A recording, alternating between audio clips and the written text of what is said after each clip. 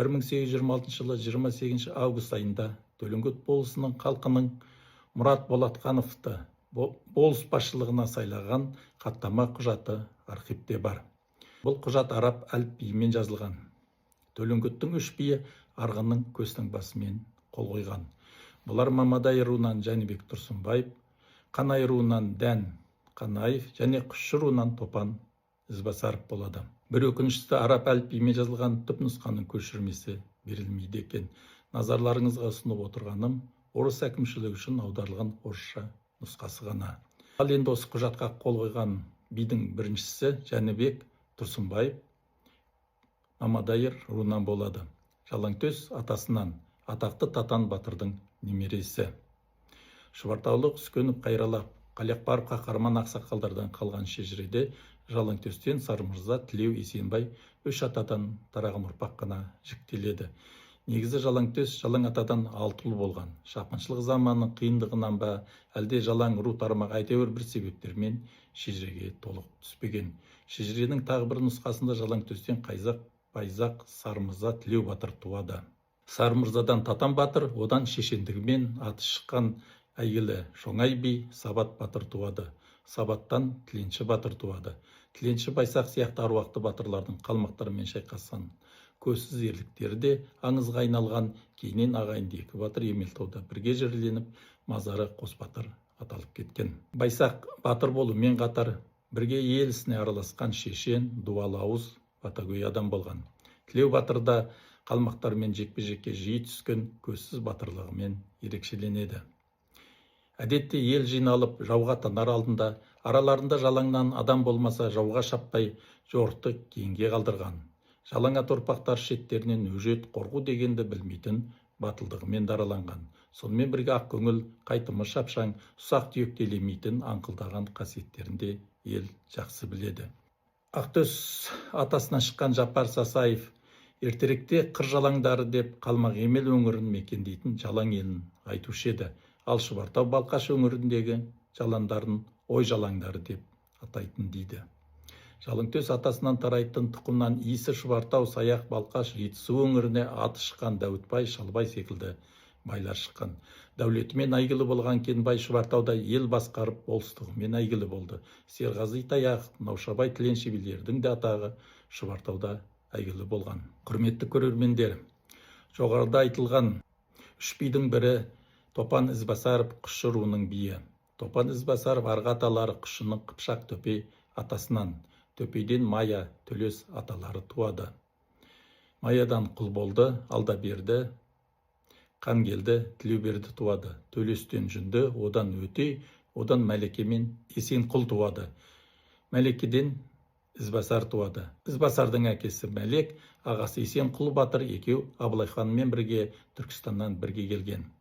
Есенқұлдан Мәмбет, Үмбет, Мәмбеттен Ноқыс, Тоқыс, Тоқыстан Көтенбай, Байсақал, Байсақалдан Сарғасқа, одан Кенжемола, одан Әбіш, одан Әбілқасым.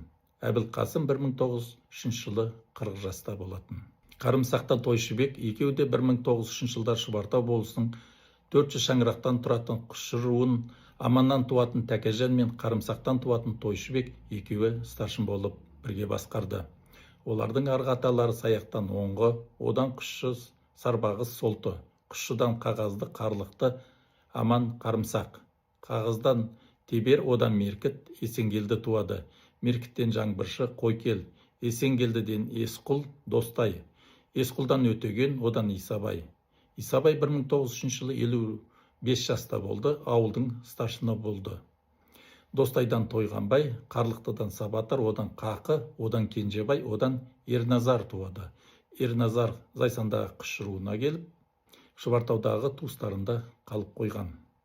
Ерназардан Оспан 1903 жылы 54 жаста болды, ауыл старшыны болған.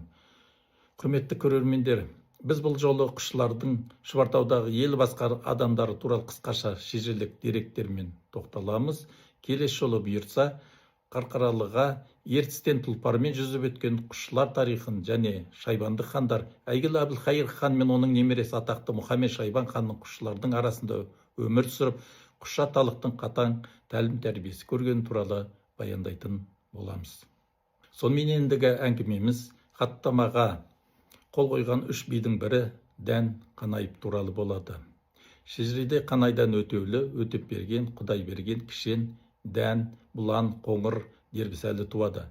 Қанайдан Кішен, одан елдің арасында Айнаң деп аталатын атақты Өмірзақ туады. Мамадайырдың Өмірзақ руының бір үлкен ақсақал адамы жол жүріп бара жатып, Жолшыбай Қанай аталатын рудың беделді ақсақалы Кішеннің ауылына кез болады. Жаңа туып жатқан нәресте Кішен ақсақалдың баласы екен.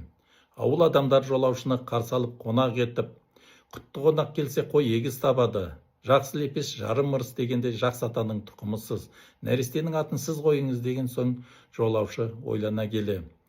Менің атам Өмірзақтай жақсы адам болсын деп атын Өмірзақ қойыпты. Өмірзақ өскен соң Төлеңгіттің құт қонған Өмірзағындай жақсы адам болған. Жақсы қасиеттер үшін халық оны Айнаң деп атап кеткен. Өмірзақтан Бектұрған, Бекқұлы, Бекарыстан, Жанарыстан Төленді туады. Өмірзақ ұлы Төленді Төлеңгіт болысына басшы болып бірнеше рет сайланған және сөзге шешен, әділдікпен аты шыққан әйгілі би болған. Төлендіден 3 жыл болған. Омар Оспанқұл Садуақас. Омар да шешен, әділ би болған адам. Оспанқұлдан Мағзы Мағжан туады. Мағжаннан Қабдулхамид Қабдеш, одан Дәурен, одан Алтынбек туады. Айнаң атаның тікелей ұрпағы Дәурен бүгінгіні ата-баба қонысында Қарқаралы ауданы Татан ауылында тұрады. Айнаң ұрпағының осалы болмаған. Айнаң ауылын оның ұрпақтарын қызыр шалып өткен дейді.